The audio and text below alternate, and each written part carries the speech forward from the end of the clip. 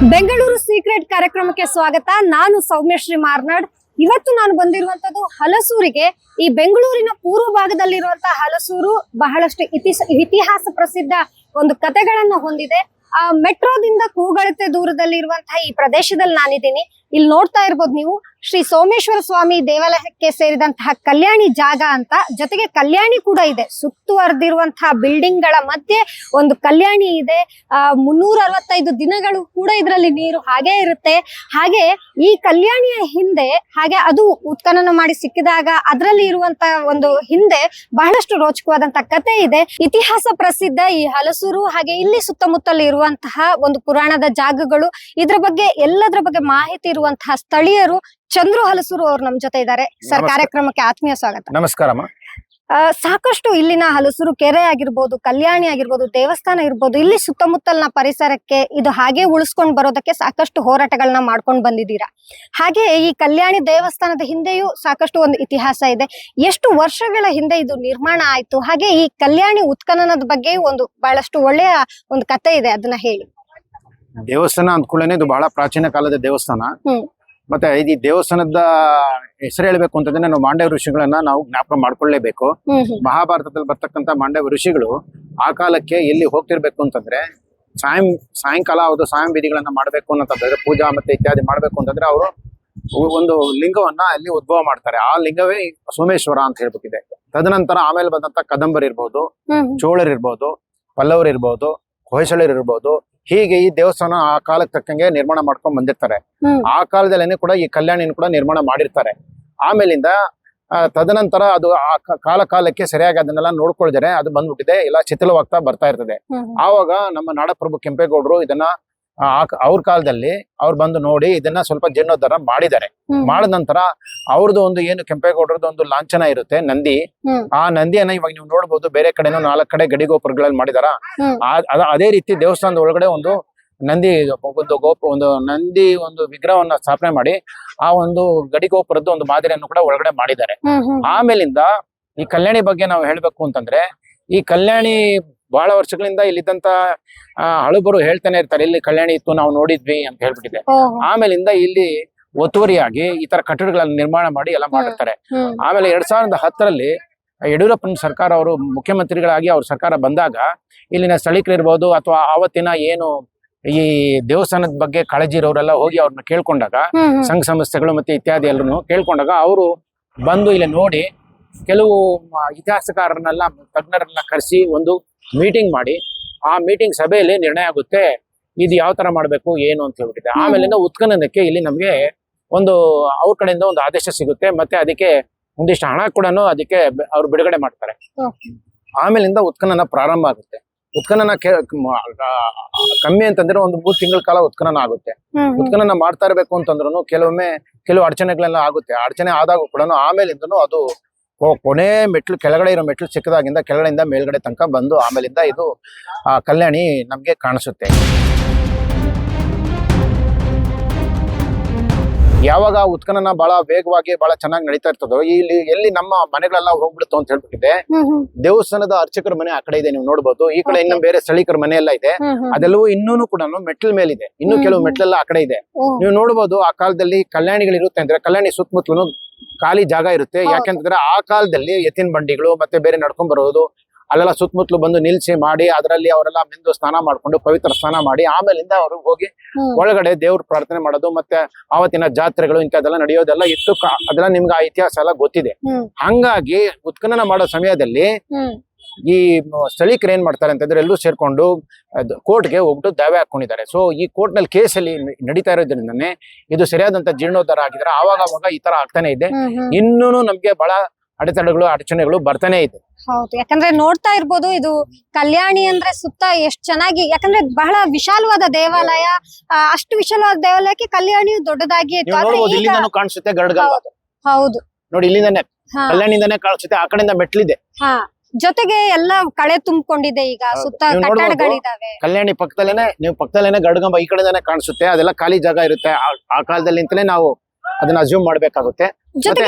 ಮತ್ತೆ ಕಾನೂನು ಏನ್ ಹೇಳುತ್ತೆ ಅನ್ನುತ್ತಂದ್ರೆ, ಇನ್ನೊಂದು ಕಾನೂನಲ್ಲಿ ಜೂಡಿಕ್ಷನ್ ಅಂತ ಏನ್ ಹೇಳ್ತಾರೆ ಅಂದ್ರೆ, ಆ ಸ್ಥಳೀಯ ಆ ಒಂದು ಇದ್ರ ಮೇಲೆ ನೀವು ನಿರ್ಣಯ ಮಾಡ್ಬೋದು ಇದೆಲ್ಲ ಬಂದ್ಬಿಟ್ಟಿದೆ ಕಲ್ಯಾಣಿ ಜಾಗನೇ ಅಂತ ಹೇಳ್ಬಿಟ್ಟಿದ್ದು ಕೂಡ ಇದೆ. ಆದ್ರೆ ಇದಕ್ಕೆಲ್ಲಂತ ಸರಿಯಾದಂತ ಒಂದು ಕ್ರಮಗಳು ತಗೋಬೇಕು ಅಂತ ನಮ್ಮ ಪ್ರಯತ್ನ ನಡೀತಾನೆ ಇದೆ. ನಾನು ಅಧಿಕಾರಿಗಳ ಹತ್ರನ ಮಾತಾಡ್ತಾನೆ ಇರ್ತೀನಿ. ಇನ್ನು ಏನೋ ಕೆಲವು ಪ್ರಯತ್ನಗಳು ನಡೀತಾ ಇದೆ ಅಂತ ಹೇಳ್ತಾರೆ, ಬಟ್ ಜೀರ್ಣೋದ್ಧಾರ ಅಂತೂ ಆಗ್ತಾ ಇಲ್ಲ ಸರಿಯಾಗಿ. ಜೊತೆಗೆ ಕಲ್ಯಾಣಿ ಕೆರೆಯಲ್ಲಿ ನೀರ್ ಹೇಗಿರುತ್ತೆ ಸರ್? ನೀರ್ ಬಹಳ ಶುದ್ಧವಾಗಿತ್ತು. ನಾವು ಮೊದಲನೇ ಸತಿ ತೆಗೆದಾಗ ನೀರ್ ಎಷ್ಟು ಶುದ್ಧವಾಗಿದ್ದಂತೆ ಆಕಾಶ ನಿಮ್ಗೆ ಹೆಂಗ್ ಕಾಣಿಸುತ್ತೋ ಅಷ್ಟೇ ಶುದ್ಧವಾಗಿತ್ತು. ಆಕಾಶದ ನೆರಳು ಅದ್ರೊಳಗೆ ಕಾಣಿಸಾಗ ಆಕಾಶ ಕಾಣ್ತಿತ್ತು. ಇದು ಇವಾಗ ಬಹಳ ನಾವು ಆಗ್ಲೇ 2010ರಲ್ಲಿ ತೆಗಿದ್ದಲ್ಲ, ಇವತ್ತಿಗೆ ಎಷ್ಟು ವರ್ಷ ಆಯ್ತು ನೀವೇ ಊಹೆ ಮಾಡ್ಕೊಳ್ಳಿ. ಆದ್ರಿಂದ ಅದು ಪಾಚಿ ಕಟ್ಟಿ ಆ ತರ ಆಗಿದೆ. ಜೊತೆಗೆ ಸುತ್ತಮುತ್ತಲಿನ ನೀರು ಕೂಡ ಅದಕ್ಕೆ ಸೇರುವಂತ ಸಾಧ್ಯತೆ ಇರುತ್ತೆ. ಈಗ ಸದ್ಯಕ್ಕಂತೂ ಅದು ಕೋರ್ಟ್ ಅಲ್ಲಿ ಇದೆ, ಹಾಗಾಗಿ ಇದರ ಜೀರ್ಣೋದ್ಧಾರ ಸಾಧ್ಯ ಆಗ್ತಾ ಇಲ್ಲ. ಮತ್ತೆ ಅಡಚಣೆ ಬರ್ತಾ ಇರೋದು ಯಾರಪ್ಪ ಅಂತಂದ್ರೆ, ಇವಾಗ ಏನ್ ನೀವು ಪ್ರಧಾನ ಅರ್ಚಕರು ಅಂತ ಕರಿತೀರಾ, ಅವ್ರ ಕಡೆಯಿಂದನೇ ಅರ್ಚನೆ ಇದೆ. ಯಾಕಂದ್ರೆ ಅವ್ರ ಮನೇಲೆ ಅದ್ರ ಮೇಲೆ ನಿಂತಿದ್ದೆ, ನೀವು ನೋಡ್ಬೋದು ಅಲ್ಲಿ ಮೆಟ್ಲ ಮೇಲೆ ನಿಂತಿದೆ. ಅಲ್ಲಿ ನೋಡಿ ಅವ್ರ ಕಾಂಪೌಂಡ್ ಎಲ್ಲ ಹಾಕೊಂಡಿದ್ದಾರೆ. ನೋಡ್ಬೋದು ಕಲ್ಯಾಣಿಯ ಸುತ್ತಲೂ 1 ಇಂಚು ಜಾಗ ಬಿಡದಂಗೆ ಅಲ್ಲಿ ಎಲ್ಲಾ ಕಟ್ಟಡಗಳು ಸುತ್ತ ನಿರ್ಮಾಣ ಆಗಿರುವಂತದ್ದು. ಹಾಗಿದ್ರೆ ಬನ್ನಿ, ಕಲ್ಯಾಣಿ ಆಯ್ತು, ಇದ್ರ ಮುಂದೆ ಹೋದ್ರೆ ನಮ್ಗೆ ವಿಶಾಲವಾದ ದೇವಸ್ಥಾನ ಸಿಗುತ್ತೆ. ಅದ್ರ ಬಗ್ಗೆಯೂ ನಮ್ಗೆ ಮಾಹಿತಿ ಕೊಡ್ತಾರೆ ಚಂದ್ರು ಅವರು. ಸರ್ ಅಲ್ಲಿಗೆ ಹೋಗೋಣ.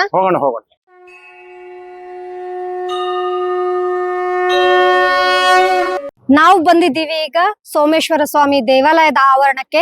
ನೀವು ನೋಡ್ತಾ ಇರ್ಬೋದು, ಆರಂಭದಲ್ಲೇ ಒಂದು ದೊಡ್ಡ ಗೋಪುರ ನಮ್ಮನ್ನ ಕೈ ಬೀಸಿ ಕರೆಯುತ್ತೆ. ಇದ್ರ ಒಳಗೆ ಹೋದ್ರೆ ಬಹಳ ದೊಡ್ಡ ಆವರಣದಲ್ಲಿ ಈ ದೇವಸ್ಥಾನ ವಿಸ್ತಾರವಾಗಿ ನಿರ್ಮಾಣ ಆಗಿರುವಂತದ್ದು.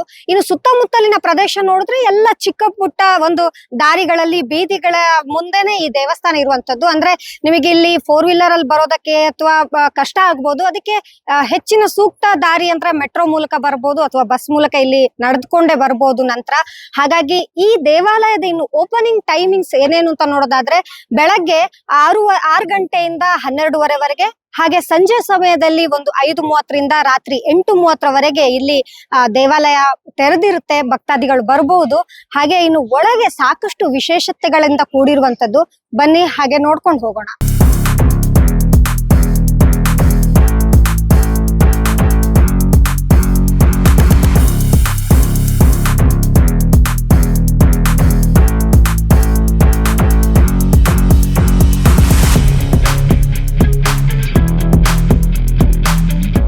It's really nice to be in Bangalore.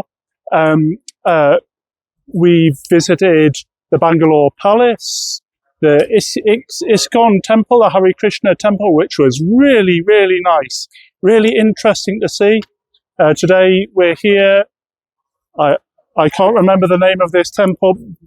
Someshwara temple. Yeah, it's got a really nice gate. We read about it on the internet. The historic carvings. It's very nice and very interesting. The best thing about Bangalore is the food. The food is absolutely excellent. We've had really great food. The people have been lovely and really welcoming. It's a nice place to be, and especially the parks, Cubbon Park and the Lalbagh Botanical Gardens. Really nice. Really nice. You're from which nation? We're from England. So in England right now, I think it's about 6 degrees. The temperature's very low. Here in Bangalore, the temperature's nice. I think it's perhaps your cold season, a bit winter for you, but for us, the temperature is nice. It's your vacation, sir? Yeah, vacation. We're in India for 1 month. So we go from Bangalore and Hampi. We go right around the south of India for 1 month and finish in Chennai. Mysuru and Hampi and Madurai. We hope to see lots of temples.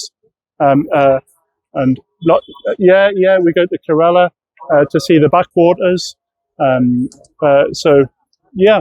full lovely Indian experience.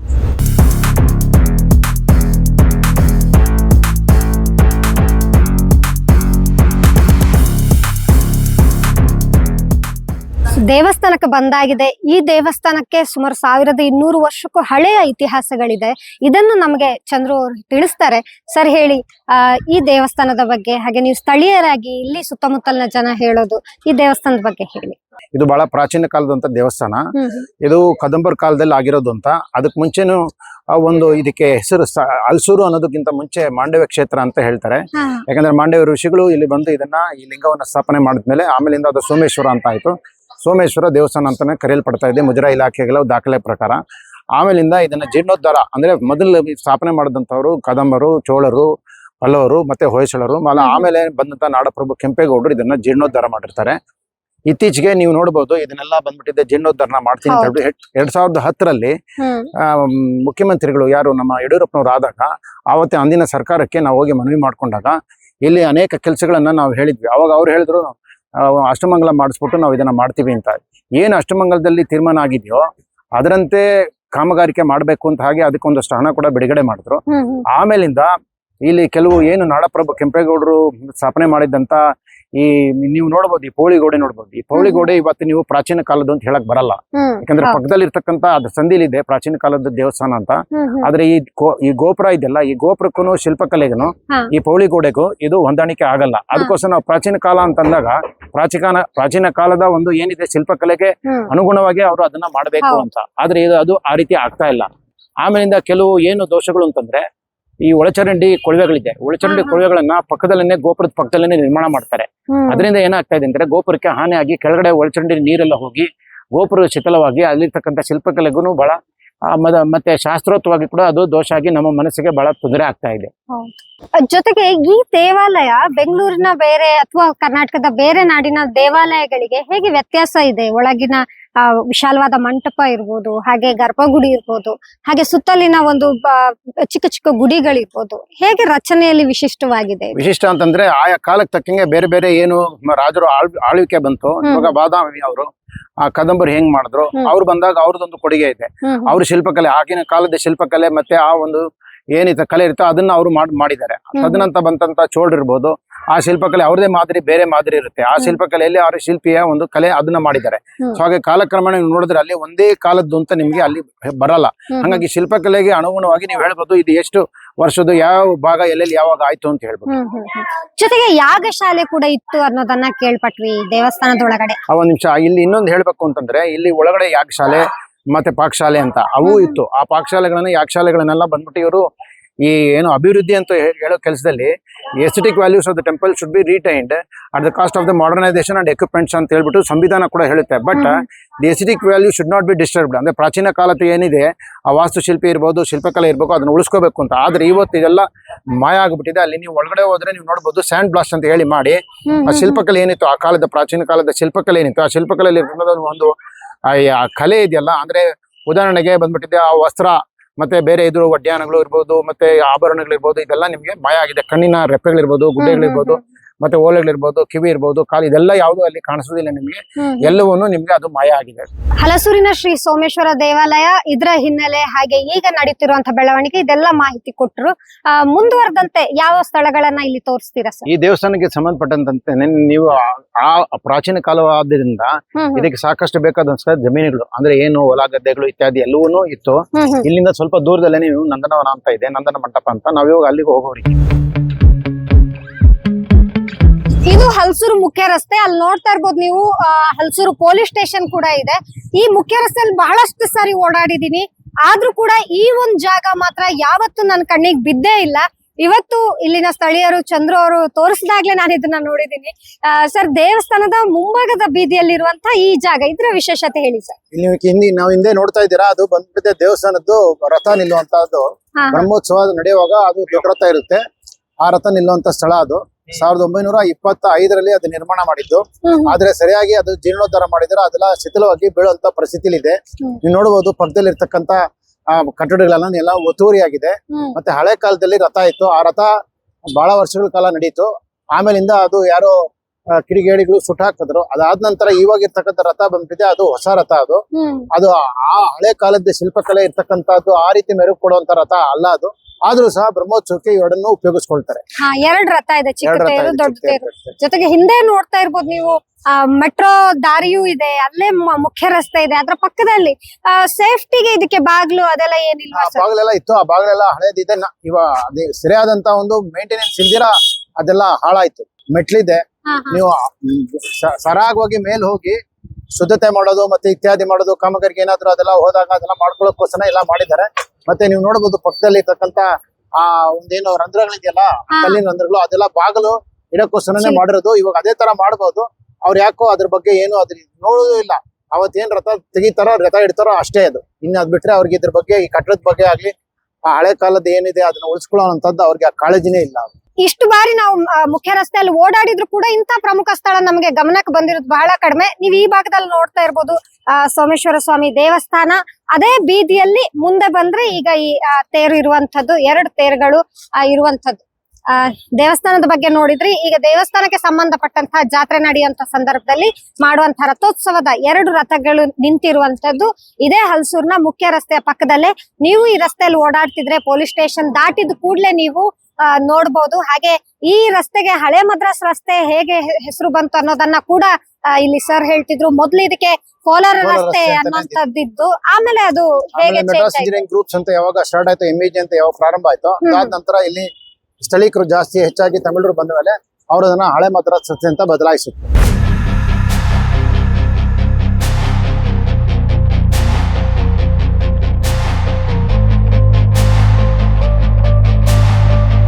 ಮುಖ್ಯ ರಸ್ತೆ ದಾಟಿ ಈ ಭಾಗಕ್ಕೆ ಬಂದಿದೀವಿ ನಾವು. ಹೌದು, ಇವಾಗ ನಾವು ಜೋಗಪಾಳೆ ಎಂಟರ್ ಆಗ್ತಾ ಇದೀವಿ. ಅಂದ್ರೆ ಮುಂದ್ಗಡೆ ಇರ್ತಕ್ಕಂಥ ಸೋಮೇಶ್ವರ ಸ್ವಾಮಿ ದೇವಸ್ಥಾನಕ್ಕೆ ಸಂಬಂಧಪಟ್ಟಂತ ನಂದನವನ ನಂದನ ಮಂಟಪಕ್ಕೆ ನಾವು ಇವಾಗ ಹೋಗ್ತಾ ಇದ್ದೀವಿ. ಈ ಗೋಪುರನು ಅದೇ ಕಾಲದ ಇಲ್ಲ ಇಲ್ಲ, ಇದೆಲ್ಲ ಈ ನಿರ್ಮಾಣ ಆಗಿದೆ.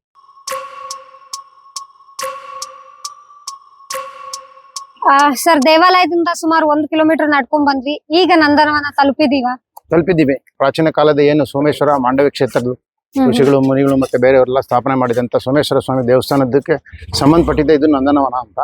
ಈ ನಂದನ ಮಂಟಪ ಅಂತ ಇದೆ, ನೀವು ನೋಡಬಹುದು. ಹಿಂದೆ ನಂದನ ಮಂಟಪ ಅಂತ.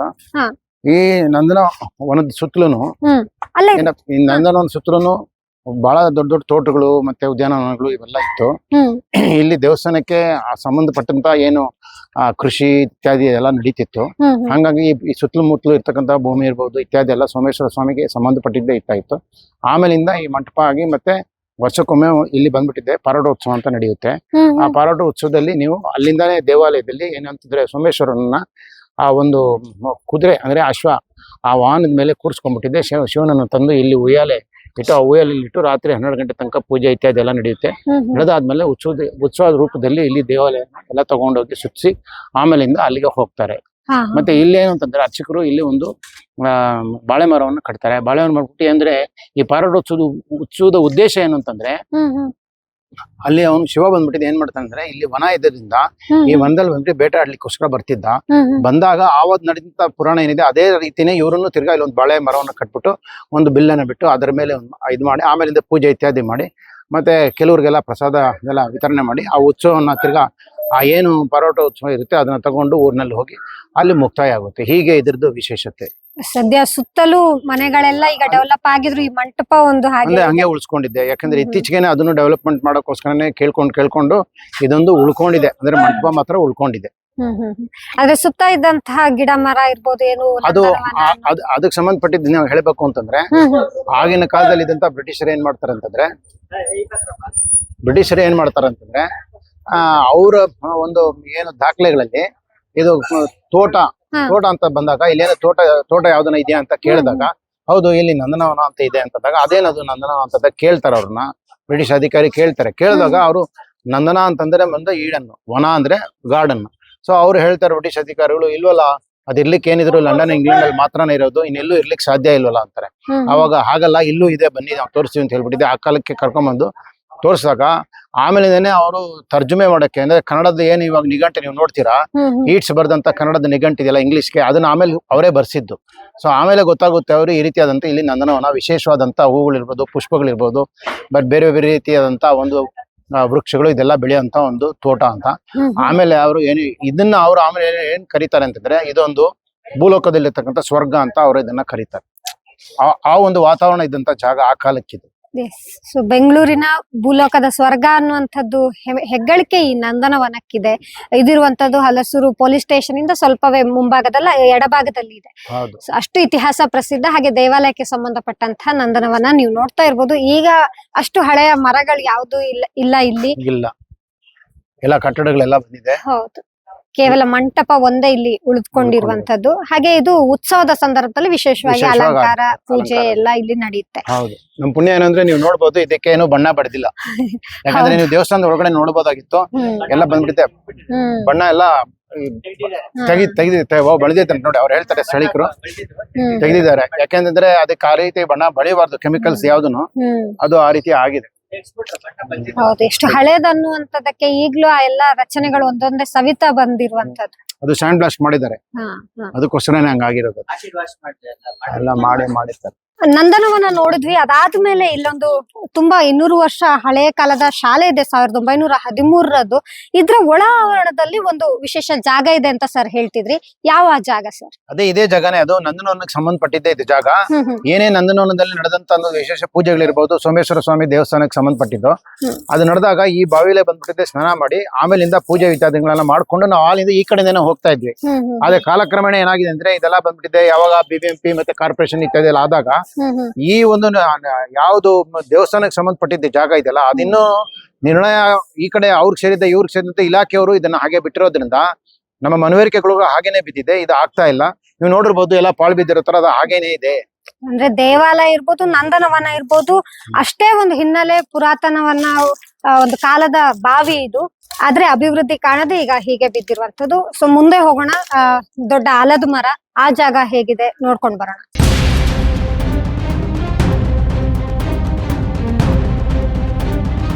ಇವಾಗ ನಾವು ಬರ್ತಾ ಇರೋ ಜಾಗ ಇದೆಯಲ್ಲ, ಇದು ನಂದನ ಮಂಟಪ ಅಂತ ಹೇಳ್ಬಿಟ್ಟಿದೆ. ಆ ನಂದನ ಮಂಟಪ ಪಕ್ಕದಲ್ಲಿ ಇರ್ತಕ್ಕಂತ ದೇವಾಲಯ ಇದು ಕಲ್ಯಾಣಿ ಇದು.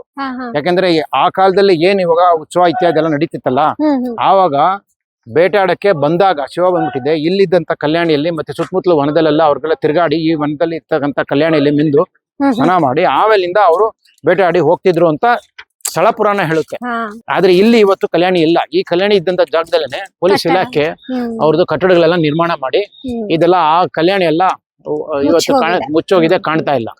ಜೊತೆಗೆ ನೀವು ಆಲದ ಮರ ಅಂತ ಏನ್ ಹೇಳಿದ್ರಿ, 1 ಕಿಲೋಮೀಟರ್ ದೂರದಿಂದ ಈ ನೆರಳೆ ಹೇಗೆ ವ್ಯಾಪಿಸ್ಕೊಂಡಿದೆ, ಎಷ್ಟು ತಂಪಿನ ವಾತಾವರಣ. ಅದಕ್ಕೋಸ್ಕರನೇ ನಿಮ್ಗೆ ಉದಾಹರಣೆ ಅಂತಂದ್ರೆ ಅಲ್ಲಿ ನೋಡ್ಬೋದು ಆಲದ ಮರ. ವೃಕ್ಷಗಳಿಗೆ ಬಹಳ ಮಹತ್ವ ಇದೆ. ನಮ್ಮ ಒಂದು ಪ್ರಾಚೀನ ಕಾಲದಿಂದಲೂ ವೃಕ್ಷ ರಕ್ಷ ದೇಶ ಮೋಕ್ಷ ಅಂತ ಹೇಳ್ತಾರೆ.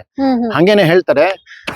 ಏನಪ್ಪಾ ಅಂತಂದ್ರೆ ಮೂಲತೋ ಬ್ರಹ್ಮರೂಪಾಯ ಮಧ್ಯತೋ ವಿಷ್ಣು ರೂಪಿಣೆ ಅಗ್ರತ ಶಿವರೂಪಾಯ ವೃಕ್ಷ ರಾಜಾಯತೆ ನಮಃ ಅನ್ನೋಂಥದ್ದು ಕೂಡ ನಮ್ಗೆ ಶ್ಲೋಕ ಹೇಳ್ಕೊಟ್ಟಿದ್ದಾರೆ.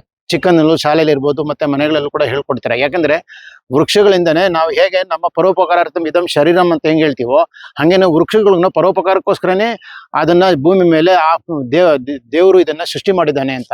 ಹಾಗಾಗಿ ನಮ್ಮ ಪುಣ್ಯ ಏನಪ್ಪಾ ಅಂತಂದ್ರೆ ಇಷ್ಟೊಂದು ವಿಶೇಷವಾದಂತ ಒಂದು ದೊಡ್ಡ ಆಲದ ಮರ ಉಳ್ಕೊಂಡಿದೆ ಅಂದ್ರೆ ಇದನ್ನ ಉಳಿಸಬೇಕು. ಮತ್ತೆ ಇದನ್ನ ಸುತ್ತಮುತ್ತಲು ಈ ರೀತಿ ಇದಂತ ಏನು ನೋಡ್ಬೋದು, ಈ ಕೊಳಚೆ ಇದನ್ನೆಲ್ಲ ಯಾವ್ದು ಕಸ ಕಡ್ಡಿ ಇದನ್ನೆಲ್ಲ ತೆಗ್ಸಿ ಇದನ್ನ ಚೆನ್ನಾಗಿ ಒಂದು ಉದ್ಯಾನವನ ತರ ಮಾಡ್ಬೇಕು ಅನ್ನೋದೇ ನನ್ನ ಇಚ್ಛೆ. ನಿಮ್ಮ ಮುಖಾಂತರ ನಾನು ಸರ್ಕಾರವನ್ನು ಕೂಡ ಕೇಳ್ಕೊಳ್ತೀನಿ, ನೀವು ಇದಕ್ಕೆ ಸಹಕಾರ ಮಾಡ್ಬೇಕು ಅಂತ ನಾನು ನಿಮ್ಮನ್ನು ಕೇಳ್ಕೊಳ್ತಾ ಇದ್ದೀನಿ. ಖಂಡಿತ ಸರ್, ನಮ್ಮ ಕೈಲಾದ ಹಾಗೆ ನಾವು ಇದನ್ನ ಪ್ರಸಾರ ಮಾಡ್ತೀವಿ, ಇತಿಹಾಸದ ಸ್ಥಳಗಳನ್ನ ತೋರಿಸ್ತಿದೀವಿ. ನೀವು ನೋಡ್ತಾ ಇರ್ಬೋದು ಎಷ್ಟು ಬೃಹದಾಕಾರವಾದಂತಹ ಆಲದ ಮರ.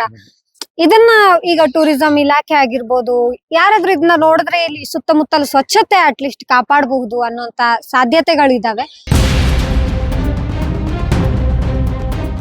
ಹಾಗೆ ಬೆಂಗಳೂರಿನ ನಿಜವಾದ ನಮ್ಮ ಬೆಂಗಳೂರು ಸೀಕ್ರೆಟ್ ಅನ್ನುವಂತ ಕಾರ್ಯಕ್ರಮಕ್ಕೆ ಇದು ಅರ್ಥಬದ್ಧವಾದ ಸ್ಥಳವನ್ನೇ ತೋರಿಸಿದಿರಿ. ಯಾಕಂದ್ರೆ ಸೋಮೇಶ್ವರ ದೇವಾಲಯ ಎಲ್ಲರಿಗೂ ಗೊತ್ತಿದೆ.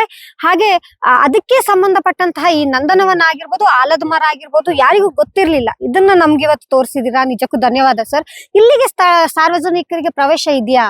ಪ್ರವೇಶ ಇದೆ, ಆದ್ರೆ ಏನಂತಂದ್ರೆ ಇದು ಪೊಲೀಸ್ ಕ್ವಾರ್ಟರ್ಸ್ ಆಗಿರೋದ್ರಿಂದ ಎಲ್ಲರೂ ಒಳಗಡೆ ಬರ್ಲಿಕ್ಕೆ ಅವರು ಅದನ್ನ ಅವ್ರಿಗೆ ಯಾಕೆ ಪೊಲೀಸ್ ಕ್ವಾರ್ಟರ್ಸ್ ಅಲ್ವಾ, ನಾವ್ ಯಾಕೆ ಬರ್ಬೇಕು, ನಮ್ ಸಂಬಂಧಪಟ್ಟಿದ್ದಿಲ್ಲ, ಇದು ಪೊಲೀಸರಿಗೆ ಮಾತ್ರ ಅಂತ ಹೇಳ್ತಾರೆ.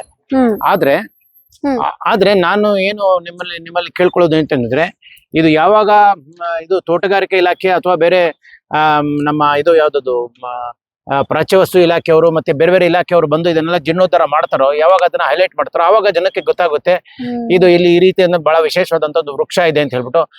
ಆವಾಗ ನಿಮ್ಗೆ ಗೊತ್ತಾಗುತ್ತೆ ಟೂರಿಸಂ ಯಾರು ಬರ್ತಾರೆ, ಊರೂರು ನೋಡೋರು ಮಾಡೋರು, ದೇವಾಲಯ ನೋಡೋರು, ಅವರೆಲ್ಲ ಒಳಗಡೆ ಬರಕ್ಕೆ. ಇವಾಗ ನಿಮ್ ನಂದನವನ ಮಂಟಪ ಇದೆ ಅಂತಂದ್ರೆ ಯಾರಿಗೂ ಅದೇ ಗೊತ್ತಿಲ್ಲಲ್ಲ. ದೇವಸ್ಥಾನದ ಮುಂಭಾಗದಲ್ಲಿ ನೀವು ನೋಡ್ಬೋದು, ಅಲ್ಲೂ ಕೂಡ ಏನು ಹಾಕಿಲ್ಲ. ದೇವಸ್ಥಾನದ ಮಂಟಪ ಇದೆ ಅಂತ ಹೇಳ್ಬಿಟ್ಟು ಕೂಡ ಯಾರಿಗೂ ಗೊತ್ತಿಲ್ಲ ಈ ತರ ನಂದನವನ ಇದೆ, ನಂದನ ಮಂಟಪದಲ್ಲಿ ಈ ತರ ವರ್ಷಕ್ಕೊಮ್ಮೆ ಈ ತರ ಪಾರೋಟೋತ್ಸವ ನಡೆಯುತ್ತೆ, ಯಾರಿಗೂ ಗೊತ್ತಿಲ್ಲ ಅದೆಲ್ಲ. ಹಾಗಾಗಿ ಅದೆಲ್ಲ ಗೊತ್ತಾದ್ರೆ ಇದನ್ನೆಲ್ಲ ಬಂದು ನೋಡ್ಕೊಂಡು ಹೋಗಿ ಇದರ ವಿಶೇಷತೆ ಕೂಡ ಉಳಿಯುತ್ತೆ. ಮತ್ತೆ ಇದು ಇರೋದು ಸರ್ವೆ ರೆಕಾರ್ಡ್ಸ್ ಅಲ್ಲಿ ಇವತ್ತಿಗೂ ಇರೋದು ನಂದನವನದ ಜಾಗ ಅಂತಾನೆ ಇರೋದು ಇದು. ಆದ್ರೆ ಯಾವಾಗ ಇದನ್ನ ಸರ್ಕಾರ BBMP ಇತ್ಯಾದಿ ಅಂತ ಮಾಡ್ಕೊಳ್ತೋ ಆವತ್ತಿಂದ ಇದು ಮಾಯ ಆಗ್ತಾ ಬರ್ತಾ ಇದೆ. ಆದ್ರೆ ನಮ್ಮ ಪುಣ್ಯ ಅಂತಂದ್ರೆ ವೃಕ್ಷ ಮಾತ್ರ ಉಳ್ಕೊಂಡಿದೆ. ನೀವು ನೋಡ್ತಾ ಇರ್ಬೋದು ಎಷ್ಟು ದೊಡ್ಡ ಒಂದು ಜಾಗದಲ್ಲಿ ವ್ಯಾಪ್ತಿಯಲ್ಲಿ ಇದು ಹರಡ್ಕೊಂಡಿದೆ ಆಲದ ಮರ. ಯಾಕಂದ್ರೆ ಈಗ ಬೆಂಗಳೂರಿನ ಹೊರಗಡೆ ಇರುವಂತಹ ಆಲದ ಮರನೇ ದೊಡ್ಡ ಟೂರಿಸ್ಟ್ ಅಂತ ನೀವು ಪ್ಲೇಸ್ ಆಗಿದೆ. ಅಂತ ಹೌದು ಅನ್ಕೊಂಡಿದ್ರಿ. ಇದು ಹಂಗೇನೆ ಬೆಳೀತಾ ಇತ್ತು. ಹೌದು. ಇದು ಅಷ್ಟೇ ದೊಡ್ಡದ ಗಾತ್ರದಲ್ಲಿ ನೋಡಿ, ಇಲ್ಲಿ ಬೆಳ್ಕೊಂಡ್ ನೋಡಿ ಇದ್ರದ್ದು ಬೇರುಗಳು ಹೆಂಗ್ ಹೋಗ್ತಾನೆ ಇದೆ. ಅದು ಅಲ್ಲಿ ಇಳಿದ್ರೆ ಅದು ಹೋಗುತ್ತೆ. ಆದ್ರೆ ಯಾವಾಗ ಬಿಲ್ಡಿಂಗು ಕಟ್ಟಡ ಇತ್ಯಾದಿ ಬಂತೋ ಇದ್ರ ಬೆಳವಣಿಗೆಗೆ ಅದಕ್ಕೆ ಅಡ್ಡಿ ಆಯ್ತು, ಹಾನಿ ಆಯ್ತು. ನಮ್ಮ ರಾಜಧಾನಿ ITBT ಸಿಟಿ, ಕಾಸ್ಮೋಪಾಲಿಟನ್ ಸಿಟಿ ಎಷ್ಟು ಸತ್ಯವೋ ಅಷ್ಟೇ ಸತ್ಯ ಇದಕ್ಕಿರುವಂತಹ ಪುರಾಣದ ಕಥೆಗಳು ಹಾಗೆ ಐತಿಹಾಸಿಕ ಸ್ಥಳಗಳು. ಅದಕ್ಕೆ ಒಂದು ಕಾರಣ ಈ ದೊಡ್ಡ ಆಲದ ಮರವೇ ಇದಕ್ಕೆ ಒಂದು ದೊಡ್ಡ ಉದಾಹರಣೆ ಅಂತ ಹೇಳ್ಬೋದು. ಜೊತೆಗೆ ಸಾವಿರಾರು ವರ್ಷಗಳ ಇತಿಹಾಸ ಇರುವ ದೇವಾಲಯದ ಬಗ್ಗೆ ತಿಳ್ಕೊಂಡ್ರಿ, ಕಲ್ಯಾಣಿ ಬಗ್ಗೆ ತಿಳ್ಕೊಂಡ್ರಿ. ಹಾಗೆ ಇದೆಲ್ಲದರ ಮಾಹಿತಿಗಳನ್ನ, ಇಲ್ಲಿ ಆಗ್ತಿರುವಂತಹ ಬೆಳವಣಿಗೆಯನ್ನ, ಏನಾಗ್ಬೇಕು ಅನ್ನೋದನ್ನ ತಿಳಿಸ್ಕೊಟ್ಟಂತಹ ಹೋರಾಟಗಾರ ಚಂದ್ರು ಅವರಿಗೆ ಇಷ್ಟು ಹೊತ್ತು ನಮ್ಮ ಕಾರ್ಯಕ್ರಮ ಜೊತೆ ಮಾತನಾಡಿದ್ದಕ್ಕೆ ಧನ್ಯವಾದ ಸರ್. ನನಗೂ ಅಷ್ಟೇ. ಈ ತರ ನನ್ನೊಂದು ಪುಣ್ಯ. ನಾನು ಈ ತರದ್ದು ಬಹಳ ವಿಶೇಷವಾದದ್ದು ಪ್ರಾಚೀನದ ಆ ಕಾಲದ ಏನು ದೇವಾಲಯಗಳಿರ್ಬೋದು ಅಥವಾ ನಂದನವನ ಮಂಟಪ ಇರ್ಬೋದು ಮತ್ತೆ ಈ ತರ ಆಲದ ಮರ ಇರ್ಬೋದು, ನಾನು ಬಹಳ ವರ್ಷಗಳಿಂದ ನನ್ನ ಉಳಿಸ್ಬೇಕು ಅಂತ ಒಂದು ಪ್ರಯತ್ನದಿಂದನೇ ನಾನು ಈ ಮಾಹಿತಿಯನ್ನ ನಿಮ್ಮ ಹತ್ರ ಹಂಚ್ಕೊಳ್ತಾ ಇದ್ದೀನಿ. ದಯವಿಟ್ಟು ಇದನ್ನ ಇನ್ನೂ ಅನೇಕರಿದ್ದಾರೆ, ಸಂಶೋಧಕರು ಮತ್ತೆ ಈ ಒಂದು ಏನು ವೃಕ್ಷಗಳನ್ನ ರಕ್ಷಣೆ ಮಾಡೋರು, ಅವ್ರಿಗೆಲ್ಲ ಇದನ್ನೆಲ್ಲ ಮುಟ್ಸುವಂತ ಒಂದು ಕೆಲಸ ಮಾಡಿ ಇದನ್ನ ಉಳಿಸುವಂತ ಕೆಲಸ ನಾನು ಮಾಡ್ಬೇಕು ಅಂತ ನಿಮ್ಮನ್ನ ನಾನು ಕೇಳ್ಕೊಳ್ತಾ ಇದ್ದೀನಿ. ನಮಸ್ಕಾರ. ಖಂಡಿತ ಸರ್, ನಮ್ಮ ಕೈಲಾದಂತಹ ಪ್ರಯತ್ನವನ್ನ ನಾವು ಮಾಡ್ತೀವಿ. ಜೊತೆಗೆ ನೀವು ನೋಡಿದ್ರಲ್ಲ ಈ ವಾರದ ಬೆಂಗಳೂರು ಸೀಕ್ರೆಟ್, ನಿಮಗೆ ಏನ್ ಅನಿಸ್ತು ತಪ್ಪದೆ ಕಮೆಂಟ್ ಮಾಡಿ. ವಿಡಿಯೋ ಜರ್ನಲಿಸ್ಟ್ ತೇಜಸ್ ಜೊತೆ ಸೌಮ್ಯಶ್ರೀ ಮಾರ್ನಾಡ್, ಬೆಂಗಳೂರು.